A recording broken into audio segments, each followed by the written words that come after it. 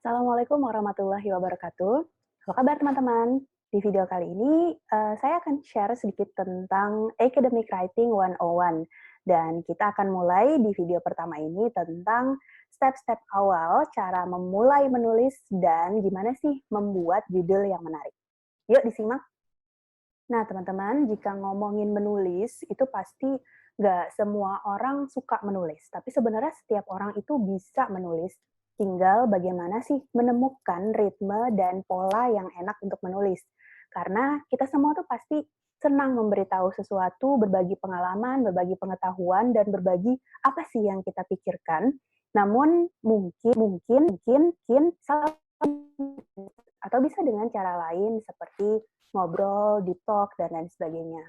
Dan bagi seorang mahasiswa atau seorang akademisi, menulis merupakan salah satu kegiatan yang sangat penting. Karena dengan menulis kita bisa menuangkan buah pikir kita terhadap ilmu pengetahuan yang kita dalamin, yang kemudian bisa bermanfaat buat masyarakat. Nah, sekarang di video ini kita coba menggali gimana sih caranya, langkah-langkah apa saja sih yang harus kita lakukan untuk mulai menulis.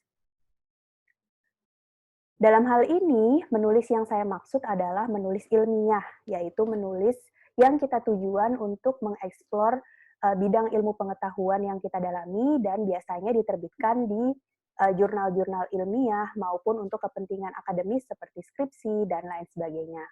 Untuk menulis ilmiah, biasanya saya memberi arahan ada beberapa step yang akan kita lewati. Yang pertama, kita harus pahami dulu minat kita apa. Sebelum kita menulis, kita pahami kita ini tertarik pada bidang yang kita tekuni ini, itu di bagian apanya. Karena bidang kita tuh pasti luas banget.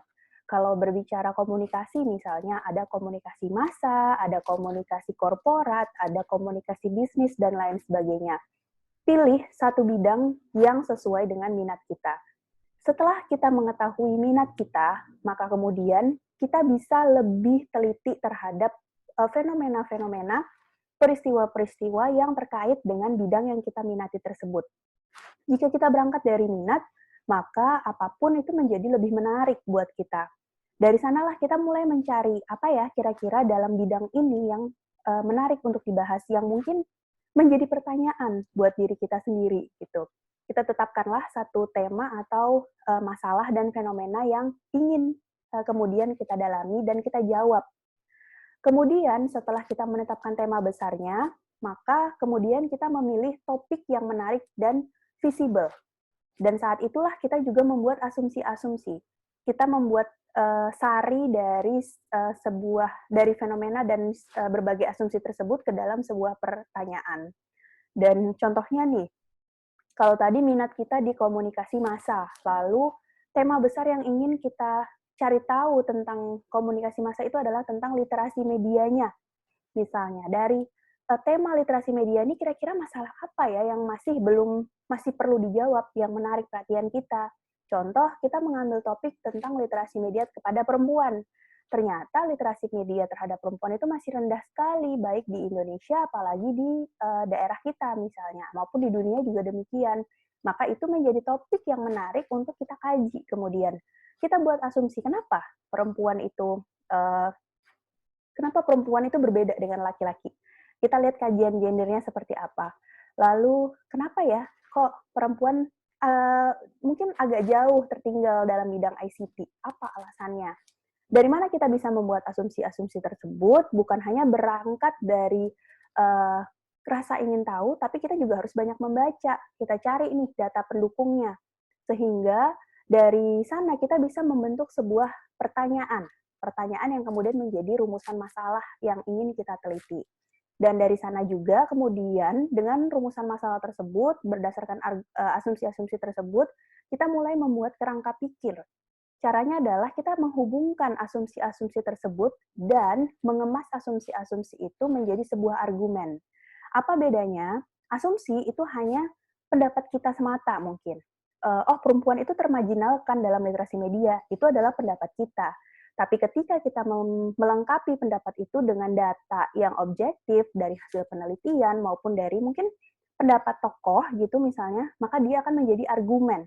Ini data yang kita sodorkan kepada pembaca. Benar loh, bahwa menurut ABC, perempuan itu memang termarginal, ada datanya.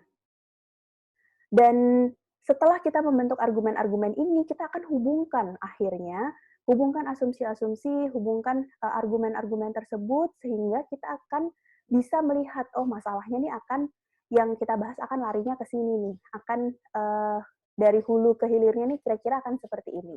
Dari sanalah kemudian kita bisa membentuk atau menetapkan judul tentatif, judul sementara. Karena khususnya bagi ilmu sosial bahwa judul itu di akhir pun tuh masih bisa berubah. Ketika misalnya kita menemukan hal yang menarik dari hasil penelitian, baru kita jadikan judul, itu bisa terjadi ya. Jadi dari sanalah kemudian kita menetapkan judul tentatif dan kita menetapkan kata-kata kunci yang terkait sama judul tersebut dan terkait dengan rumusan masalah yang kita teliti. Fungsinya kata kunci ini apa sih?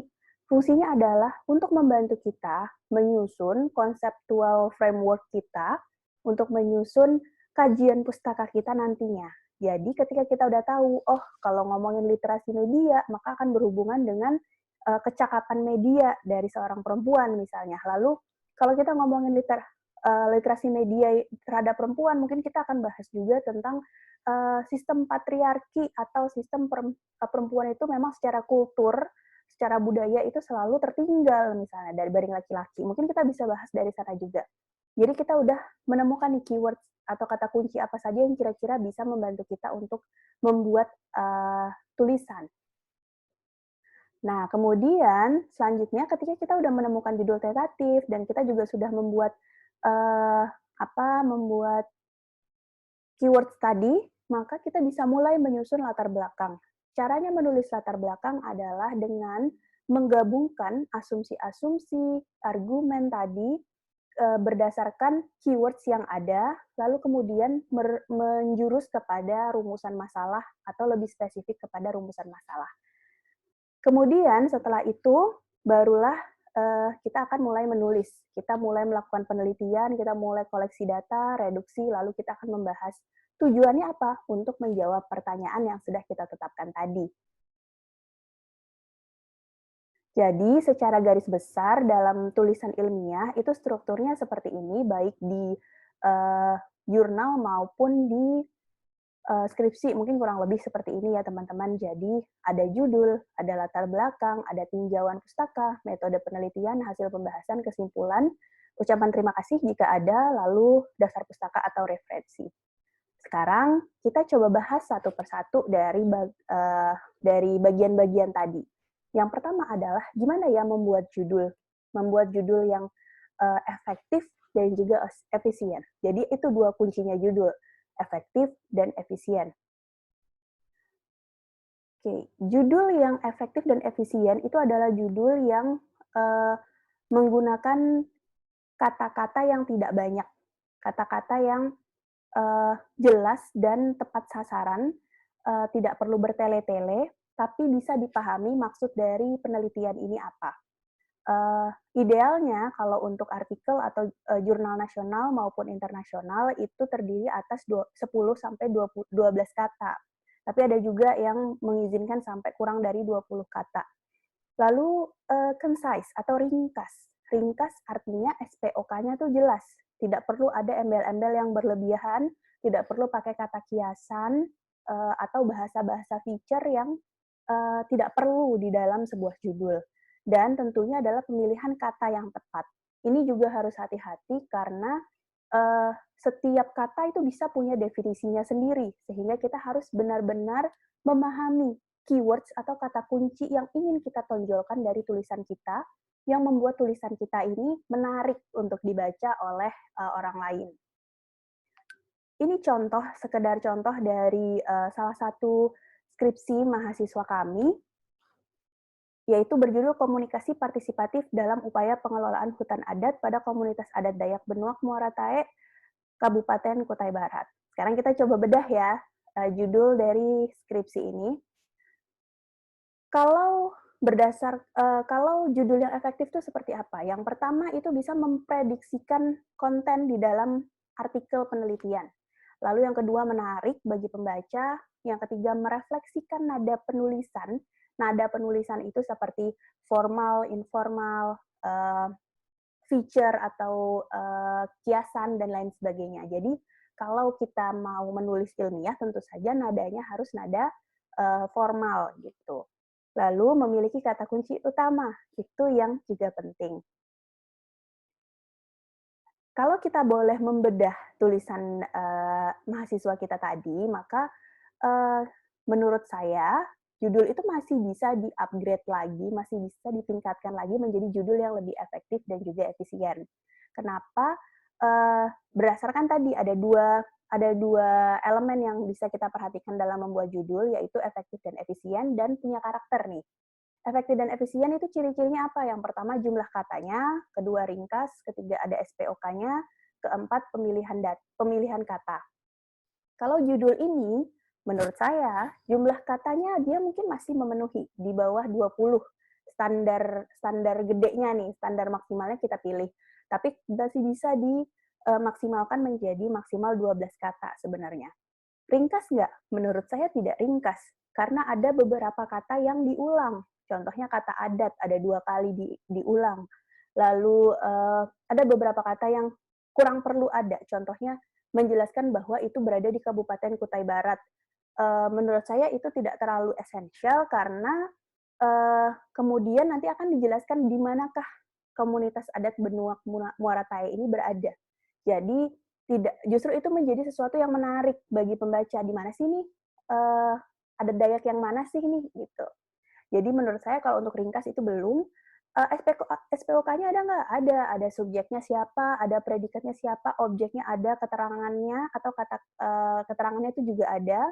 Jadi menurut saya sudah memenuhi pemilihan, kata yang benar, memenuhi SPOK yang benar. Pemilihan katanya bagaimana? Sudah menunjukkan tone-nya.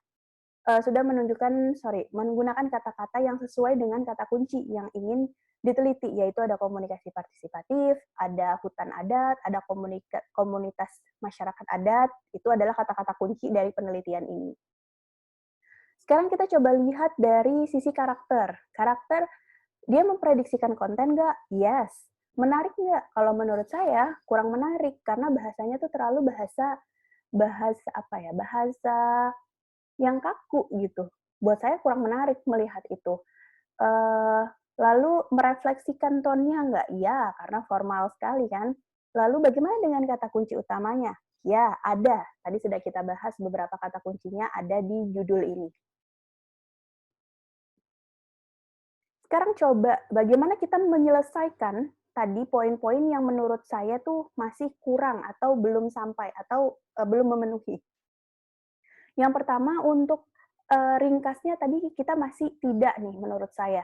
Bagaimana membuat judul ini menjadi lebih ringkas?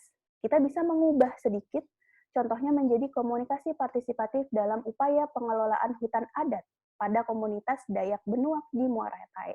Menurut saya judul ini, yang poin kedua ini itu lebih ringkas, lebih, sederhana dibandingkan judul yang pertama, karena tadi ada kata yang berulang, lalu ada nama daerah yang menurut saya tidak terlalu penting ada di situ, karena komunitas Dayak Benuak di Muara Tae. Muara Tae ini sendiri kan sudah merupakan lokasi. Jadi itu udah cukup menjelaskan di mana lokasi penelitian, tidak perlu lokasi yang lebih jauh lagi. Lalu kemudian kalau untuk menarik atau tidak, menurut saya kurang menarik dan masih bisa dibuat lebih menarik. Caranya bagaimana sih membuat judul itu menarik? Kita bisa dengan menemukan atau mengemukakan poin yang paling bikin tulisan kita berbeda dengan tulisan yang lain. Bisa dari hasilnya, bisa dari pendekatannya, bisa dari apa sih sesuatu yang baru yang kita tawarkan lewat tulisan ini. Dan bahasanya itu juga bisa lebih mengajak. Contohnya, kalau kita boleh rubah misalnya kesenjangan komunikasi dalam mengelola hutan adat, studi pada komunitas Dayak Benuak di Muara Tae. Kesenjangan komunikasi itu merupakan hasil penemuan dari konsep komunikasi partisipatif yang dilakukan oleh William dalam skripsi ini. Jadi itu adalah hasilnya, bahwa komunikasi partisipatifnya itu belum jalan karena adanya kesenjangan komunikasi. Itu bisa kita gunakan, atau kalau kita mau mempertahankan komunikasi partisipatif juga nggak apa-apa sih sebenarnya.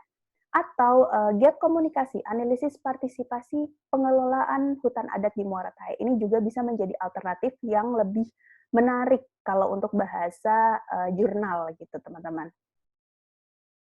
Nah, ini beberapa tips dalam menulis judul yang efektif. Yang pertama, pastikan bahwa judul menggambarkan topik, metode, sampel, objek, dan juga hasil. Minimal menggambarkan itu. Jadi nggak perlu kemana-mana, nggak perlu menggunakan kata-kata yang berlebihan atau kata-kata yang terlalu kiasan-kiasan, itu sebenarnya tidak terlalu perlu. Jadi yang penting ada 4 elemen ini. Yang selanjutnya adalah menghindari kata atau jargon yang kurang penting, lalu pastikan jumlah katanya sesuai dengan ketentuan, lalu pastikan judul memenuhi standar dan persyaratan tugas atau wadah yang dituju, misalnya artikel jurnal ya artikel. Gunakan juga frase deskriptif untuk menjelaskan tujuan dengan efisien, lalu gunakan juga kata-kata kunci yang kritis untuk meningkatkan penemuan artikel. Ini beberapa poin penting yang saya kumpulkan dari berbagai sumber tentang apa saja sih hal yang perlu kita hindari ketika menulis judul. Jadi macam-macam, menghindari semikolon, lalu hindari tanda tanya. Ini yang sebenarnya banyak judul yang menggunakan tanda tanya, tapi ternyata menggunakan tanda tanya itu cenderung mengurangi citasi. Lalu tidak menggunakan istilah yang samar atau kompleks, lalu pembukaannya jelas, dan lain sebagainya. Jadi, ini adalah salah satu mitos atau pertanyaan yang sering sekali ditanyakan. Bagusan kita membuat judul dulu atau menulis dulu baru membuat judul? Sebenarnya dua-duanya bisa kita lakukan, tergantung kita nyamannya di mana. Kalau saya biasanya saya melakukan penelitian dulu berangkat dari framework yang tadi sudah kita buat, yang tadi ada map dari kita minatnya di mana, sampai seterusnya kita buat asumsi masalah atas topik yang menarik minat kita tadi. Berangkat dari sana dulu, kita melakukan penelitian, kita cari konsep dulu yang sesuai, yang bisa kita bedah, baru terakhir ketika kita sudah bertemu dengan hasilnya, baru kita membuat judul. Tujuannya apa? Untuk menunjukkan dulu judulnya, menunjukkan novelty dari atau kebaruan dari tulisan kita sebagai hal yang menarik buat diteliti. Gitu teman-teman untuk tips menulis judul. Kita akan bahas tips lainnya di video yang lain ya.